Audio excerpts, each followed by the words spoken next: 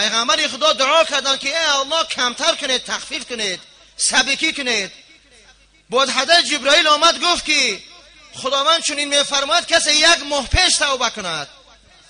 گفت 1 ماه هم وزین تر است ای جبرائیل. باز پیغمبر خدا دعا کردن. باز آمد گفت خداوند میفرماید که کسی که 1 هفته پیش توبه کند. باز پیغمبر خدا گفتن 1 هفته هم این خیلی وقت است، مشکل است، ای خدا تخفیف کنید. باز حضرت جبرائیل آمدن گفتن 1 روز پیش کسی توبه کند. پیغمبر خدا گفتن 1 روز پیش هم مشکل است. بار آخر حضرت جبرائیل آمده گفتن که خداوند چنین میفرماید که کسی که پیش از مرگش، پیش از اینکه جان او در گلو برسد اگر توبه کند، توبه او قبول است. پیغمبر خدا گفتن این از کاری دیگر. اما چی حق داریم که به طرف یک شخص میگیم که توبه تو قبول نمی شود؟ و واقعه بنی اسرائیل در حدیث ها هست که 99 نفر را کشت. پس یک شخص رفت گفت که من 99 نفر را کشتم، برای من راه توبه هست؟ چی گفت؟ گفت نه، به تو راه توبه نیست دیگریش هم کشت. 100 نفر شدن. پیش یک راهب رفت، پیش یک همون عالم نصرانی، گفت من همین خیلی 100 نفر را کشتم، برای من راه توبه هست؟ گفت بله هست. در فلان سرزمین رو یک گروه مردم خداوند را عبادت میکنن، فاعبد الله معهم، همراه اونها خدا را عبادت کن، خداوند از تو درگذر میکند. همه خیلی غمناک در راه میرفتن، بالاشون مرگ آمد. وقتی مرگ آمد هم فرشته های عذاب آمدن برای روحی را گرفتن، هم فرشته های رحمت.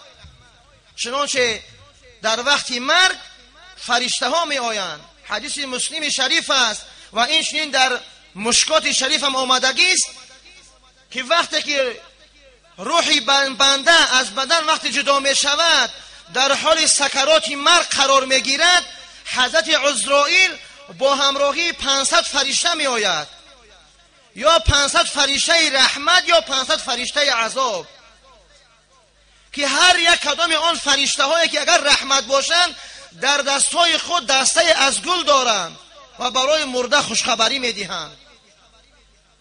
و اگر 500 ملائکه عذاب بیاید در دست هر یک کدام آنها شلاق‌های از آتش دوزخ است که این مرده را میزنند به اون شلاق‌ها.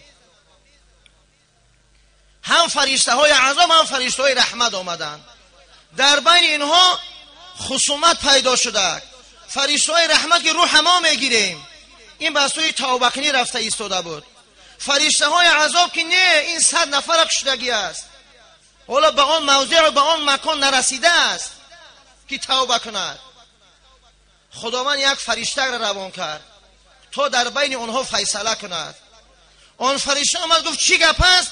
گفت ما برای قبض روحی همین شخص آمدیم، این فرشته های رحمت میگویند که به طرف توبه کنی رفته ایستاده است، توبه قبول شدگی است، و ما میگوییم که نه، این 100 نفر کشتگی است، باید که با فرشته های عذاب روحی بیرون شود.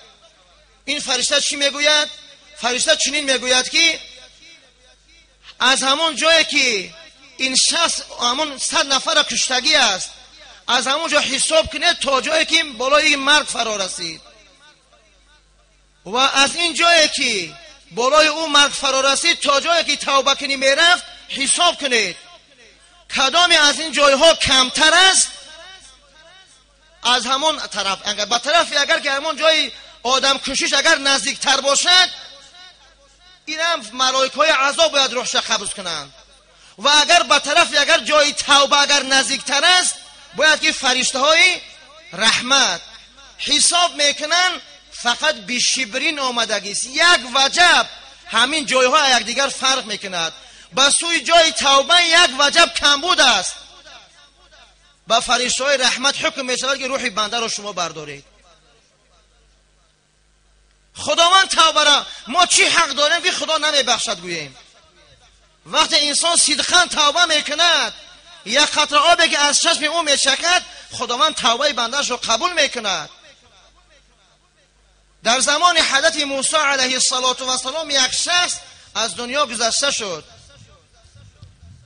بالای حضرت موسی خداوند حکم کرد که ای موسی فلان قشلاق بیرو به نام باجان که در منطقه مروه هست، فلان دو سیما در یک مزبله افتیدگی است. مزبله گفته جای اخلاط پرتایی، موسر پرتایی رو میگویند، همانجا مردگی است. ای موسی آن رو بگیر و با دستهای خود غسل بده و کفنش کن و دفنش کن. حضرت موسی پرسیده وقتی که میرود به همان قریه و همان قشلاق میرسد، از همان شخص پرسان میشود که همین خیل شخص همینجا وجود دارد یا نه؟ تمام اهل قریه چی میگویند؟ او یک شخص فاسق است، او یک بدکار بود، بدفعل و بدرفتار بود، او مرد. هیچ کس از همین قشلاق و قریه همین همت را نکرد که او را کفن کند و دفنش کند یا جنازه به او خواند. از بس که او فاسق بود، یک بدرفتار و بدکردار بود، هیچ کس تیار نبود به این کار. حضرت موسی در حیرت میافتند که ای خدا، شما خداوند به طرف خداوند چنین خطاب میکنند که ای الله، آخه فرمودن خدا همین است که ای موسی دوستی من است و مردم قشلاق به این یعنی که سخنهای قبیح میگویند، میگن یک فاسق یک فاجر است. من چخیل فهمم ای خدا چی حکم میشود؟ از طرف خداوند چنین میشود که ای موسی، مردم اهل قریه راست میگویند، این یک فاسق یک فاجر بوده، برای همین تیار نشدند که این را کفنش کنند، ولیکن پیش از مردنش از من 3 دعا کرد. این فقط برای خودش دعا کرد، اگر برای تمام انسانیت تا به روز قیامت دعا میکرد همگیش عفو میکردم. ای خدا چی دعا کرد این بنده؟ گفت چنین گفت پیش از اینکه بالای این مرگ بیاید، گفت ای الله، در همین گناه 3 کس مرا آماده کردند، یکی رفیقی بدم، یکی نفسم، یکی شیطان. در اصل من گناه ها را بد میدیدم، لیکن همین ها مرا گمراه کردن، من به همین راه رفتم. و دوم گفت ای الله، من با وجود که بدکار بودم نسبت بنده های نیکت احترام داشتم، همراه اونها من گاه و ناگاه می نشستم، سخنهای اونها را گوش می گرفتم. ای الله، با کرامت و با حرمت همین دوستانت گناه های من را عفو کن. و سیم گفت ای الله، حالا وقتی مرگ من نزدیک است و تمام مردم مرا راندگی هستند و هیچ کس تیار نیست همراه من صحبت کند و سری مرا از زمین بردارد، ای الله، اگر گناه ها من عفو میکنی، پیغمبرهات خرسند میشوند، اولیاها خرسند میشوند، دوستانت خرسند میشوند و شیطان با همراهی همکارهاش غم زده میشوند. ای الله، اگر مرا عفو نمیکنی، شیطان با همراهی همکارهاش خرسند میشوند و پیغمبرهات و دوستهات غمگین میشوند. ای الله، من این را میدانم که خرسندی و خوشحالی پیغمبرات و دوستانت از خوشحالی و شیطان و همکاراش بالاتر است. ای الله، به حرمت همون اولیاها و دوستها و پیغمبرات که خوشنودی آنها در نزد خودت بلندتر است، به حرمت همونها مرا عفو کن. گفت ای موسی، در حال عفوش کردم. این خداوند از برگاه خداوندی است. او درباره من تست که برادرها، یک برادر یک گناه میکنه، در دل من چقدر کینه و کدورت میگیریم. از زمین رو درگذر کردن برادرها یاد بگیریم. و این واقعه ها خیلی زیاد است در این باره. در زمان حضرت پیغمبر خدا صلی الله علیه و سلم، یک روز پیغمبر خدا از در خانه عمر داخل میشوند. حضرت عمر رضی الله تعالی عنه، حضرت عمر گریه کرده ایستادند. پیغمبر خدا میگوید یا عمر ما یبکیک، ای عمر چی سر میگریانه، برای چی گریه میکنی؟ گفت یا رسول الله، بوکا و شابین، یک جوانی هست که بچنان گریه میکند که قد احرق فؤادی، گریه کردن او دلی مرا سوزاند.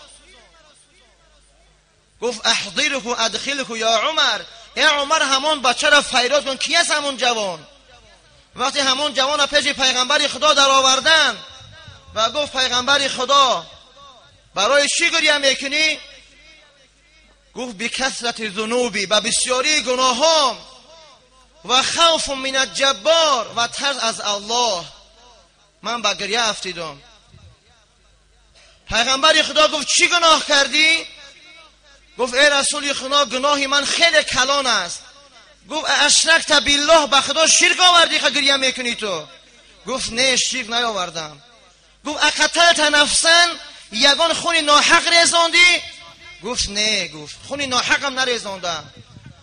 گفت خب اگر گناهی تو اگر لو کان ذنبک مثل السماوات السبع والارضین غفر الله لك ذنبک، اگر گناهی تو مثل 7 طبقه زمین و آسمان باشد بازم خداوند عفوش میکند. چی گناه کردی بگو؟ گفت ای رسول خدا یا رسول الله ذنبی اعظم من السماوات والارضین، گناهی من از 7 طبقه زمین و آسمانم بزرگتر است. گفت ذنبک اعظم ام الکرسی، و گناهی تو کلان است یا کرسی خداوندی؟ گفت ذنبی اعظم، گناهی من کلانتر است.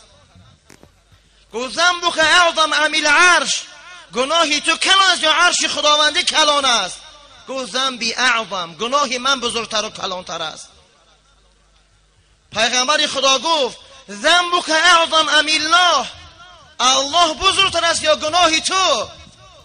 گفت الله اعظم و اجل، الله از همه بزرگ است. گفت الله که از همه بزرگ باشد عفو میکند. چی گناه کردی؟ گفت یا رسول الله استحیی منک، ای رسول خدا قسم به خدا من حیا میکنم که بگم چی گناه کردم. گفت بگو چی گناه کردی؟ گفت بگو گناه تا. گفت ای رسول خدا کنت نبازا منذ 7 سماوات، 7 سال می شود که من نباز بودم، من کفن دوز بودم. هم مردن دفنش میکردن شب شب قبرشم میکفتم، کفن او را از تنش بیرون می آوردم. و یک روز یک قبر را وقتی شکفتم و کفن مرده را از او بیرون کردم، مهتاب شب بود، نگاه کردم که وهی جاریتون، یک دختری بزیب که سن سال او به عروسی رسیدگی بود، از دنیا فوتیدگی در قبر خواب است.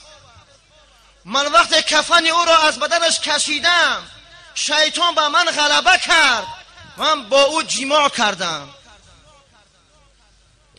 پیغمبر خدا از جای خود خستن به خفا نگاه نکرده گفتن اخرج یا فاسق، ای فاسق بیرون شو، بیرون شو که دیگه من برداشت نگاه کردن ایتونه ندارم. ای از پیش پیغمبر خدا گریه کنان بیرون شد، فذهب نحو الصحرا، به سوی صحرا برآمد، به سوی صحرا گریه کنان برآمد و رفت و رفت و رفت. 7 شب و 7 روز هیچ چیز نخورد، فقط کارش گریه کردن بود. گریه میکرد که ای الله من گناه کردم، برای راست برای خود برای برآمدن من شرم کردم که ای الله بگم گناه معاف کن. پیش پیغمبرت که رحمت للعالمین است رفتم که در نزد خود شفاعتم کند، پیغمبرت هم راندم. ای الله غیر خود هیچ کس ندارم، تو بس سجده خوبش دیگر نماند. ای الله من آخرین درخواست خود من از تو دارم. ای الله اگر گناهی من عفو میکنی و محمد صلی الله علیه و سلم را از من راضی میسازی، برای من خبر کن.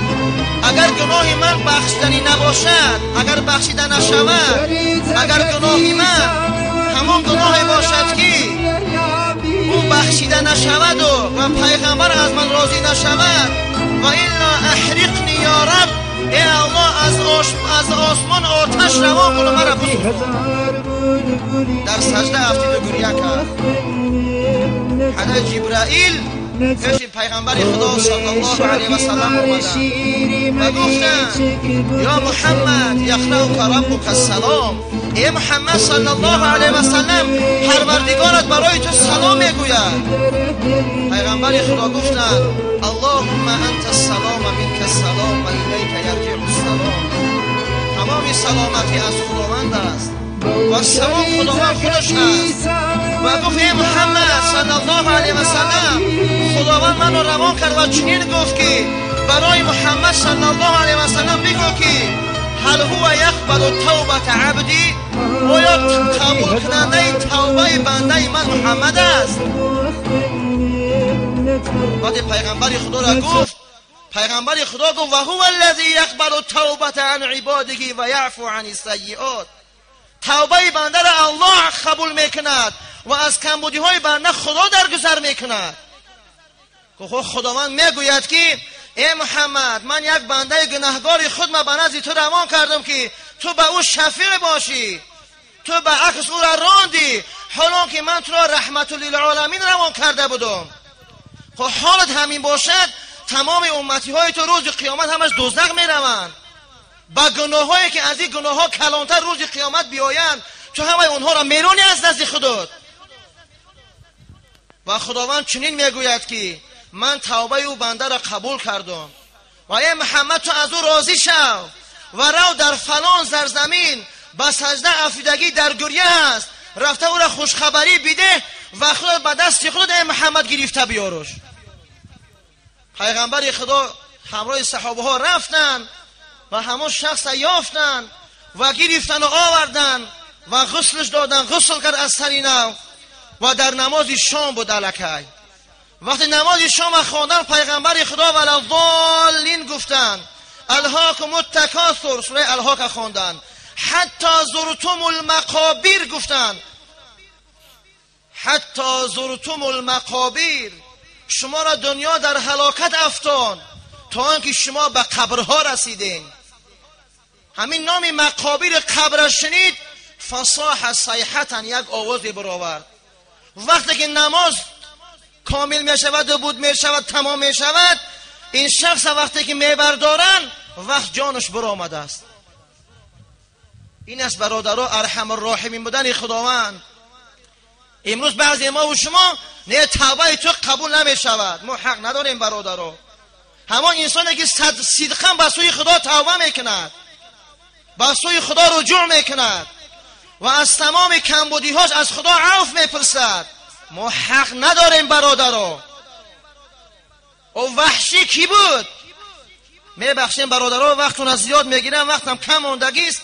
انشالله باز جمعه آینده در این باره صحبت میکنیم. همین جواب برادرها بود شدگی نیست. دوامش من میخواهم که جمعه آینده باز درباره همین توبه چند واقعه دیگر است که از حیات صحابه و دیگر کتاب ها بیان شوند برادرها، تا که بدانیم که خداوند غفور و رحیم است نسبت همان بنده هایش که به سوی خدا رجوع میکنند. خود شخصانی که قصدن و جرته بگیم عمل نمیکنن و عبادت نمیکنن، خداوند به اونها غفور و رحیم نیست برادرها. پیغمبر خدا گفتن الکیس من دان نفسه و عمل لما بعد الموت. آدمی کیس، آدمی به عقل میدونه کی است؟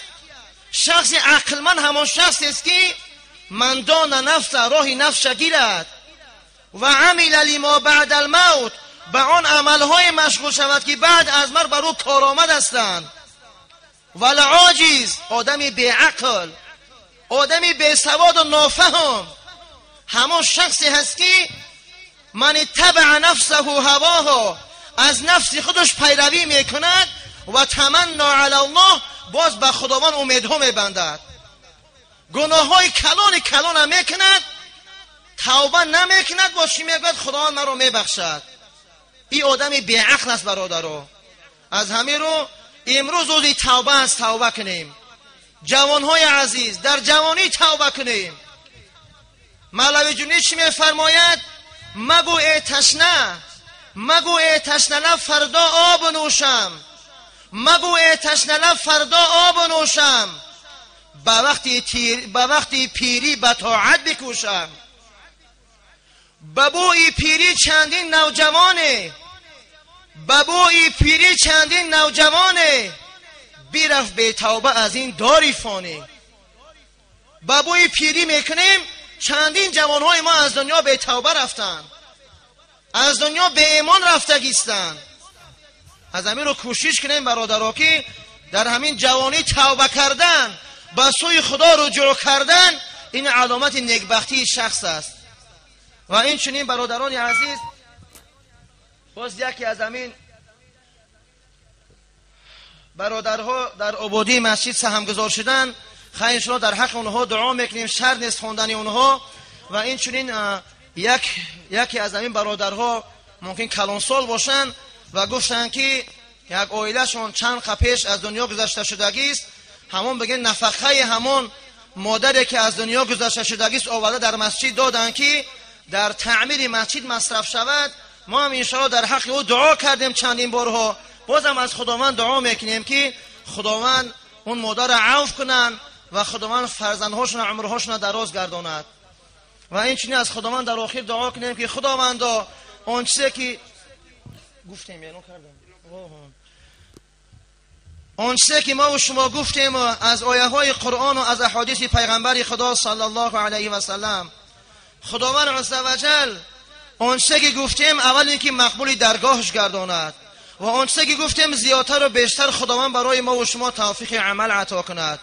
و این چنین خداوند عزوجل تمام ما و شما را برای راست و برای صراط المستقیم هدایت مان کند.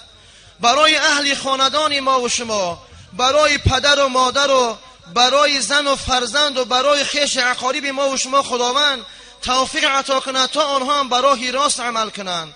و این چنین خداوند عزوجل به زنها و به دخترهای ما عفت و پاکدامنی را نصیب گرداند. و این چنین خداوند عزوجل تمام امت محمد صلی الله علیه و سلم را برای راست و برای صراط المستقیم هدایت کند و اسلام عزیز خداوند در سراسر دنیا پیروز گرداند.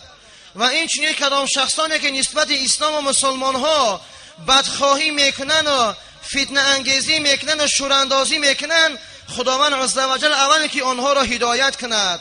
اگر که هدایت نصیبشان نباشد و الا خداوند آنها را خال ذلیل گرداند.